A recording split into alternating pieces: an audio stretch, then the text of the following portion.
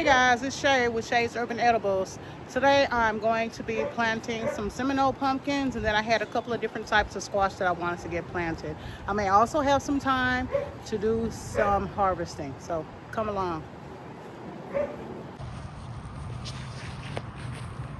So in a previous video, I planted some okra and some callaloo. I left a few spaces open behind that okra and callaloo, which are these spaces right here, so that I could plant some watermelons or some different types of squash. And so this is where I'm going to be planting the Seminole pumpkins.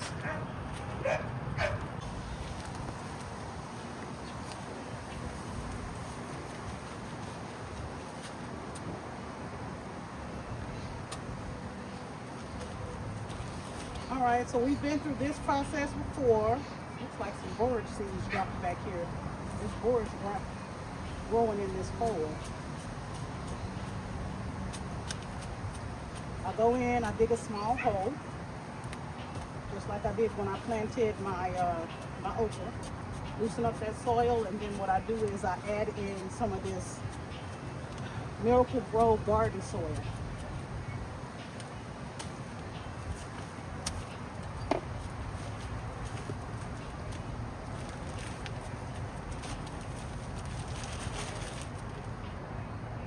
I don't have on the proper attire to be out planting, but it's such a beautiful day.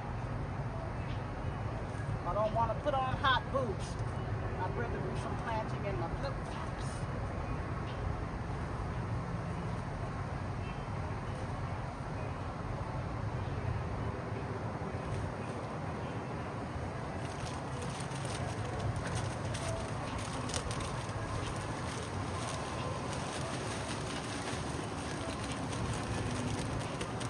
I'm going to put both of the Seminole pumpkins in this one hole. I also have some Tahitian melons that are not ready to go into the ground yet. I'm sorry, not Tahitian melons, some Tahitian butternut squash that I plan on putting back here. Some cushaw, and then I may go ahead and do a watermelon as well. But for now, this hole is going to be the Seminole squash. Sorry, the Seminole pumpkins.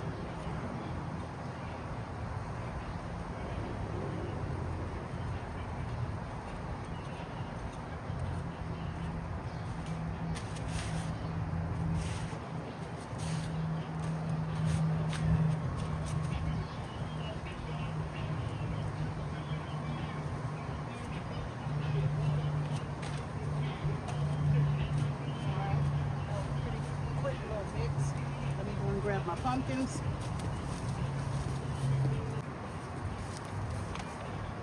So even though this all-purpose Miracle-Gro garden soil says that it's supposed to feed up to, I think, anywhere from 3 to 6 months, I'm still going to go ahead and add a handful of the plant tone in this hole. I know that squash are heavy feeders. Yeah, and this is in the squash family. I chose this variety because it is, I think it's Cucurbita machata, which is supposed to be a variety of squash that is a little more resistant to the squash vine borer. And last year, I wasn't able to grow any of my summer squash because the squash vine borer continued to feed, lay eggs, and kill all of my squash plants. So this year, I'm planting more squash vine borer resistant varieties, and then I'm also going to I have some blue Hubbard squash, which is what I can use as a trap crop, and I'm going to plant that at least 50 feet away from where I'm planting my regular squash, the squash that I actually plan on, that I want to grow. Oh, these plants get pretty big. Because I did attempt to grow some last year, some pumpkins, and the vines were so vigorous, I wasn't able to harvest anything because the squash vine borer kept attacking it. So hopefully this year, the measures that I'm trying to put in place will help me be able to actually harvest some of what I'm planting. This one here is really dry. So those are my Seminole pumpkins.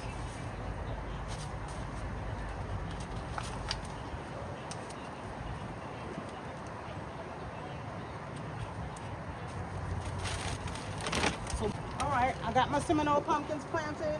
Now I want to move on to the butternut squash that I'm going to be trellising, and then I also plan on trellising some rapicante squash, which is also another variety of the cucurbita machata, which is more squash vine borer resistant.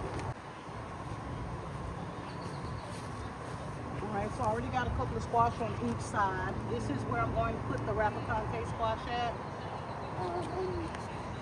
And the other side here is where I will have my, ooh, the roots are already coming out of the bottom.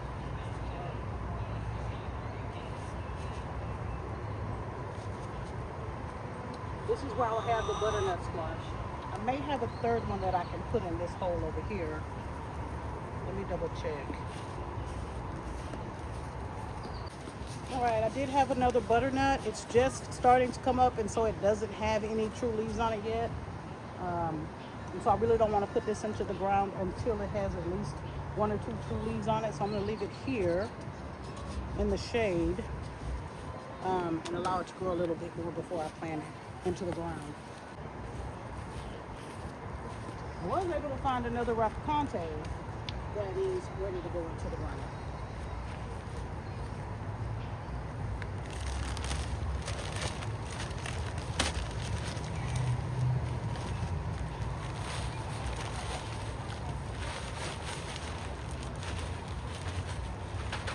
I prefer that my beds be filled really close to the top as much as possible. So I'm going to add a little more of this garden soil into the beds before I plant.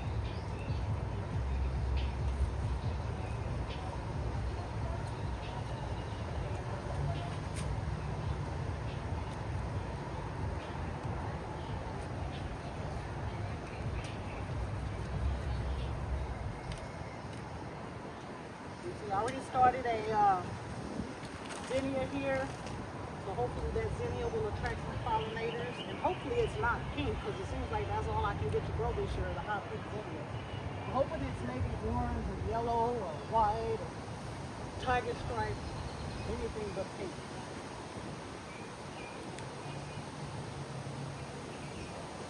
There's a hole here,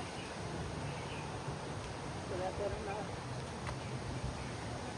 Because I plan on putting a third one there, with a hole here. I definitely want to amend these holes with some blood meal, some bone meal. So let me grab that.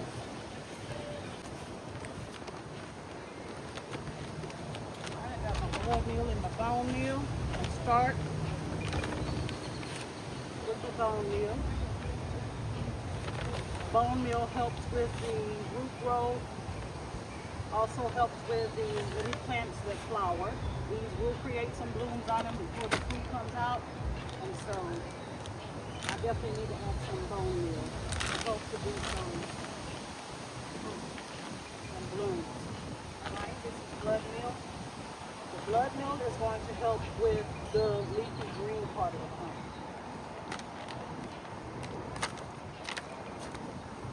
Definitely give them a jump start that they need.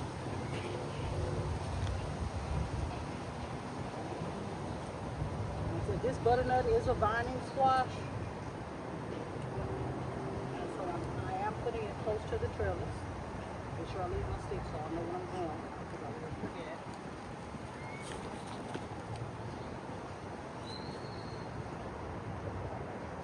And because this is organic fertilizer, it's okay to put it directly in the hole with the fertilizer. It won't burn the plant because it's organic.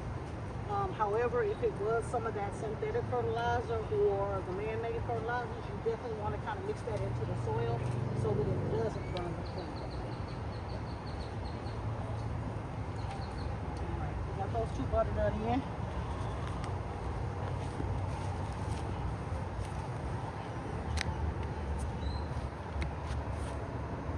get this Rapicante in.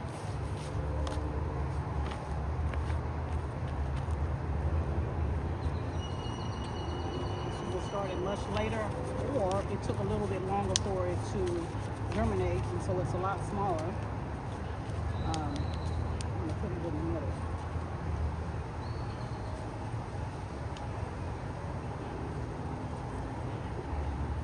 I did previously amend these holes with some fertilizer, and so I won't be adding any more fertilizer into these holes. I'll only add some into this middle hole for the smallest squash.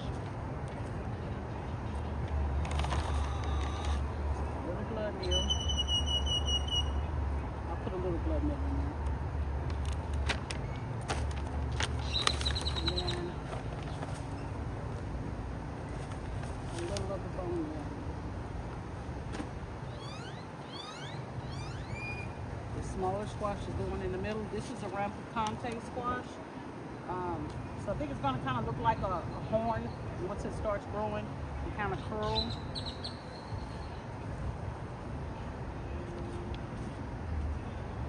Here's another one. It's dry too. I'm glad I'm getting these out. And this one's yellow, so I'm going to go ahead and take it off. This one at the bottom as well.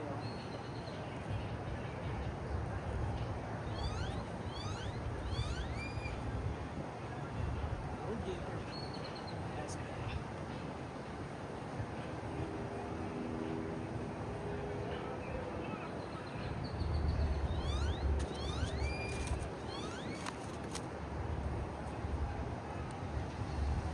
This one's looking kind of pitiful. And this one too. It definitely needs that blood meal because they're all yellowing out, dry. They definitely need to go into the ground.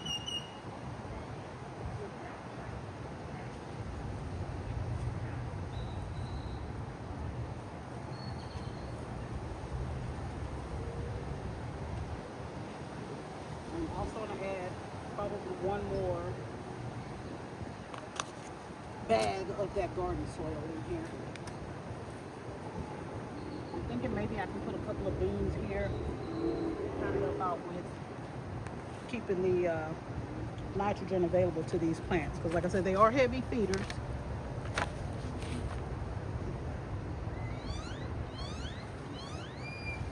Let me grab another bag of garden soil.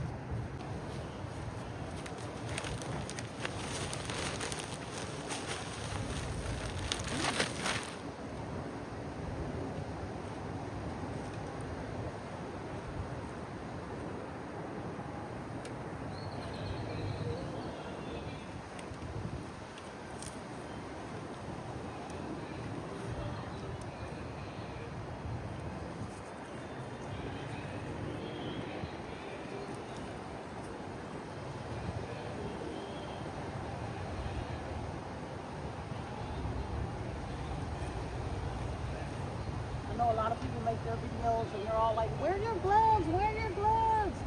I don't know, it's just something about me filling the dirt with my hands that I actually prefer to dig in the dirt with my hands instead of having gloves on. Unless, of course, it's something like cow manure or chicken manure, then I'll go ahead and put my gloves on.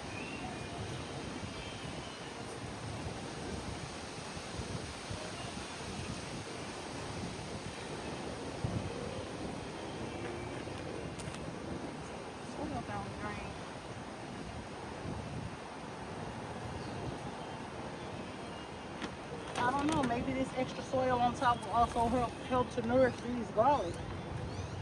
I entered into that hashtag garlic challenge 2025 and my garlic is not doing too well, so I don't know how I'm going to fare in that competition.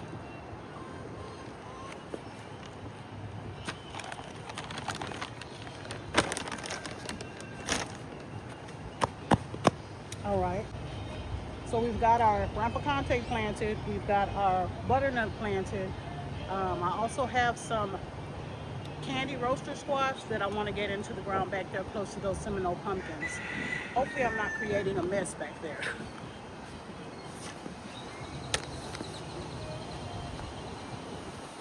Give these access to the nutrients that I've added to the hole.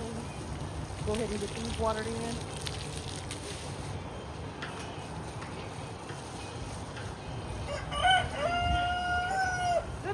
JoJo.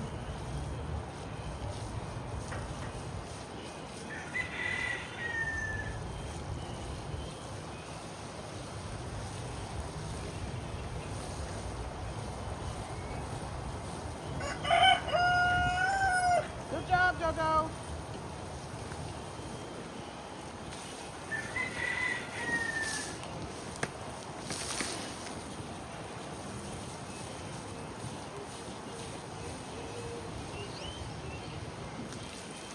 They say that you're not supposed to water your summer crops overhead because they get that mildew, because they have a tendency to get that mildew on them. But what I'm going to do is I am going to spray these. I have a copper fungicide that I plan on spraying these with, and that is supposed to help with the downy mildew and the different bacteria and funguses that can get on plants. I have also considered maybe spraying them with the surround pollen clay to kind of help fight the squash vine borer. I mean, I see a lot of videos where people are using the surround pollen clay on their fruit trees, and that is to keep the bugs from getting to the fruit and the fruit trees. I'm thinking if it would work on a tree, why wouldn't it work on my squash? And so I'm probably going to give that a try and try the surround pollen clay on the squash plants and see if maybe that helps. I'll be careful to only spray the vines and the branches and not to spray the actual fruit, because I know that's where they'll be pollinated. And the last thing I want to do is to get my pollinators to where they're not able to smell and feel where they need to go to help with pollinating my vegetables. So right now they don't have any flowers or anything on them. I think I'll be okay to spray the entire plant with the surround pollen clay.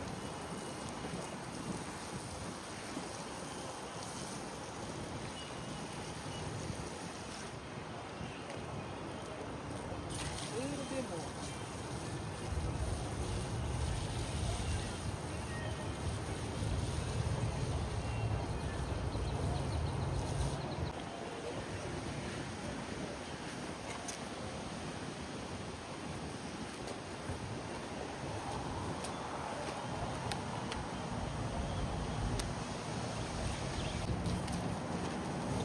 We're back where it all started. I have my candy roaster squash, of course.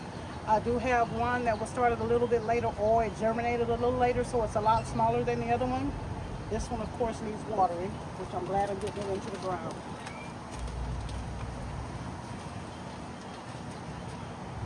I'll put the candy roaster over here.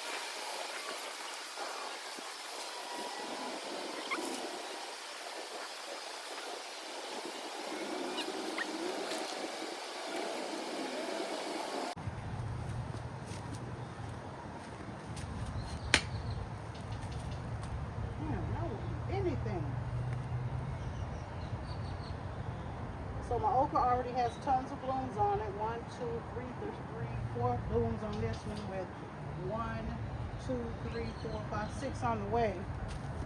Then I also have this, my motherland okra, which is absolutely beautiful. This will definitely be in the garden again next year. But look at how big these beautiful flowers are. Let me bring y'all up close.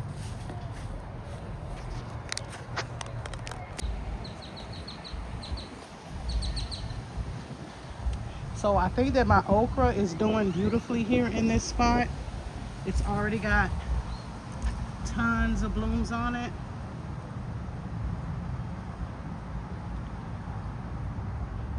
And then I also have this motherland okra over here. Look at that bloom. Ain't that beautiful? And look at the size of these leaves.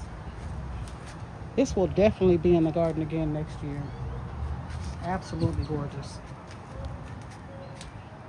I have been having an issue with those army worms.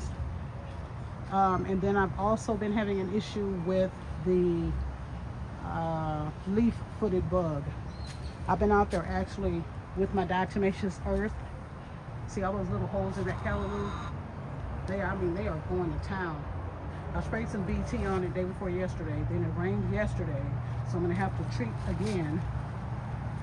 And as far as the leaf-footed bugs, I've just been out there kind of spraying them suckers with my diatomaceous earth. I got this little Harris sprayer, and that's what I've been spraying them with, and I've been killing them, smashing them to get rid of them.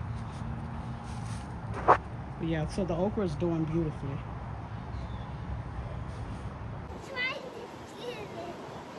All right, folks, well, that's it for today's video. Thank you for joining me as usual. If you found my content interesting, I'd appreciate it if you could like, share, and subscribe. In the meantime, I'll see you on the next video. Bye.